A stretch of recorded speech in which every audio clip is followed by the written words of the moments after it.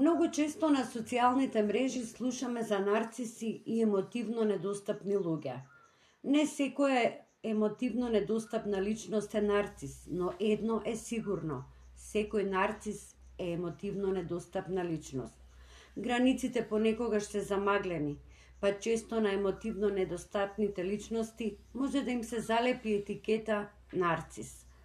И емоционално недостапните личности и на нарцисите им недостасува емпатија и емпатични особини, но сепак емотивно недостапните личности имаат способност да се поврзат со другите луѓе на некој нивоа. Емоционално недостапните личности имаат способност да работат на своите образци на однесување со другите луѓе и на своето исцелување, додека нарцисите во така наречениот период на меден месец ќе покажат равнодушност за вашите емоции и емотивни потреби. Нарцисите можеме да ги опишеме и како тврд орев до кого не допираат вашите емоции и не се во состојба да ги земат во обзир туѓите чувства, туку само се хранат со вашите емоции, сеедно дали се позитивни или негативни.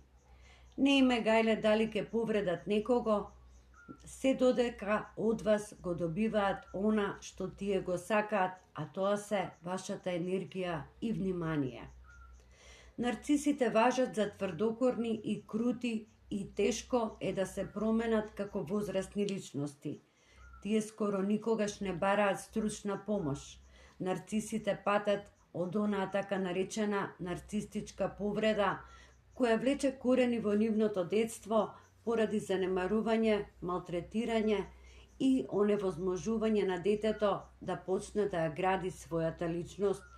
Како резултат на ова, нарцисовото однесување е круто и тврдокорно и тешко е да се промени, бидејќи ги нема надраснато траумите и раните од детството, односно ја нема правилно формирано својата личност.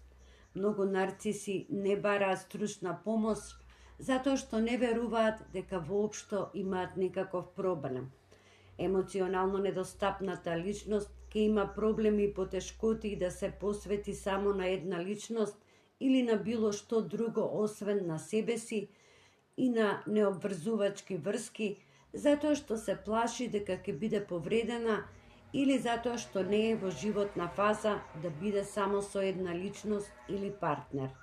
И емоционално недостапните личности создаваат љубовни триаголници, но нарцисите тоа го прават намерно од други причини, за да имаат чувство на моќ и контрола врз работите. Тоа всушност и е разликата помеѓу нарцисите и емотивно недостапните личности.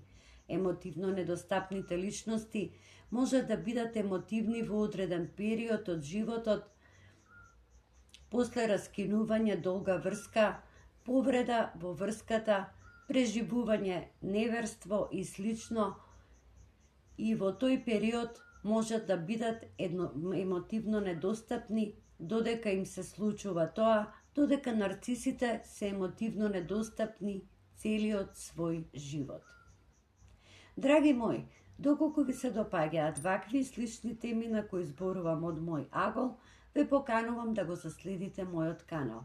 За вас е тоа само еден бесплатен клик, а мене вашата поддршка многу ќе ми значи. Довидување до моето следно видео и ви посакувам се најдобро.